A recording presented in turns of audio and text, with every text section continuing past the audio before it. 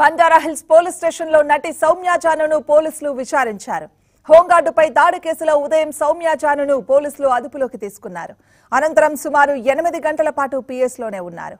Soumya Janu statement record చేసిన అనంతరం ఆమెను పంపించేశారు. ఇక హోంగార్డుపై తాను దాడి చేయలేదని, తనపై అసత్య ప్రచారం చేస్తున్నారని సౌమ్య జాను ఆరోపించారు.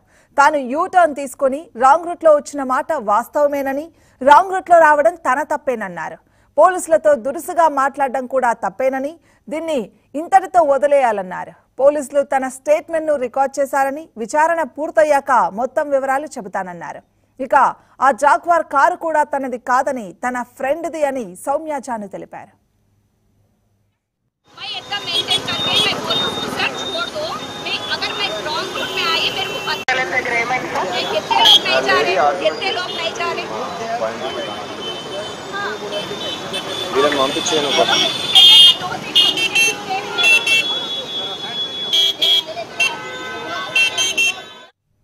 రైట్, ఇక ఇదే అంశానికి సంబంధించి మరింత సమాచారాన్ని మా కరెస్పాండెంట్ దుర్గేష్ అందిస్తారు. దుర్గేష్, పోలీస్ స్టేషన్ పరిధిలో సౌమ్య నటి జాను అని ఎవరైతే ఉన్నారో తను గత 3-4 డేస్ క్రితము తను రాంగ్ రూట్ లో వచ్చి టర్న్ చేసుకున్న సందర్భంలోనే అక్కడ ఆపినటువంటి వెహికల్ ప్రమాదం చోటు చేసుకున్న దాంట్లో రాంగ్ రూట్ లో ఎవరైతే హోంగార్డ్ ఉన్నాడో హోంగార్డ్ ను మాట్లాడడం జరిగింది. హోంగార్డ్ వారిద్దరి మధ్య జరిగినటువంటి సంవాదం మాత్రం దురుసుగా ప్రవర్తించారని చెప్పేసి తను హోంగార్డ్ పోలీసులకు ఫిర్యాదు చేయడం జరిగింది. ఫిర్యాదు పైన పోలీసులు కేసు నమోదు చేసుకున్న పరిస్థితి 332, 353, 427, 504, 217 ఐపీ సెక్షన్ కింద కేసు నమోదు చేసిన పరిస్థితి. ఆమెను ఆల్రెడీ విచారణకు రావాలని చెప్పి పోలీసులు కూడా వేధింపులకు గురి చేశారని చెప్పి మాట్లాడిన పరిస్థితి.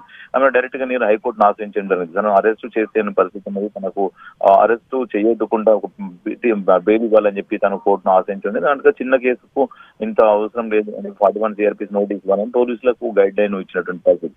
ఎందుకంటే మార్చి 11 నాడు మీకు విచారణకు ఇన్వెస్టిగేషన్ వెళ్ళాలని ఆదేశాలు చేయడం. ఈ రోజే పోలీసులు ఆమెను ఇంటికి వెళ్లి పిలిపించి దాదాపుగా 8 గంటల పాటు పోలీస్ స్టేషన్ లో కూర్చోబెట్టి విచారించిన పరిస్థితి. ఆ రోజు ఏం జరిగింది, అసలు కారణం ఏంది అని మాట్లాడినప్పుడు కూడా తను ఆల్రెడీ స్పందించి మొత్తం పోలీసులకు పూర్తిగా వివరాలు ఇచ్చిన పరిస్థితి. ఆమె రావడం రాంగ్ రూట్ రావడం తప్పే, కానీ హోంగార్డును ఏమీ అనలేదు, కానీ నన్ను ఆ పైన కూడా దుర్గా ప్రవర్తించాడని చెప్పి చెప్పిన పరిస్థితి. అంటే ఆల్రెడీ అక్కడ పరిస్థితి మాత్రం ఒక సీసీ కెమెరా ఉన్నటువంటి వాటిని కూడా పోలీసులు రికార్డు చేసిన వాటిని కూడా తీసుకోవడం జరిగింది. వాటిపైన కూడా పరిస్థితి చెప్పడం స్టేట్మెంట్ రికార్డ్ చేసుకొని పంపించడం జరిగింది. ఎందుకంటే ఆమె హోంగార్డ్ మాట్లాడింది మాత్రమే తప్పే వాస్తవం. ఎందుకంటే ఆల్రెడీ అక్కడ జరిగినటువంటి సన్నివేశం రాంగ్ రూట్ రావడం తప్పే అని చెప్తున్న ఆ కారు కూడా ఆ జాగ్వార్ కారు ఏదైతుందో తన కారు కాదు, తన ఫ్రెండ్ కి సంబంధించిన కారు నడుపుతున్నది నేనే. అయినప్పటికీ కూడా తను చేసిన మాత్రం రాంగ్ రూట్ రావడమే తప్పు అని ఒప్పుకోవడం జరిగింది.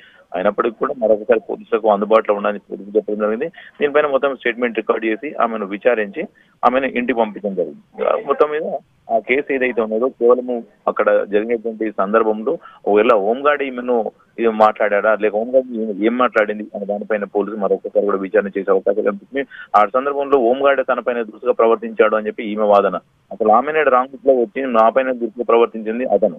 ఇవన్నీ కూడా చూసిన మాత్రం నేను ఎలాంటి దాడికి పాల్పడలేడు, కేవలము అక్కడ రాంగ్ రూట్ రావడమే నేను తప్పు చేశాను, కనుక ఆ విధంగా జరిగిన సందర్భంలో జరిగింది అని మాట్లాడి స్టేట్మెంట్ ఇచ్చినటువంటి పరిస్థితి కనిపిస్తా ఉంది. రైట్ దుర్గేష్.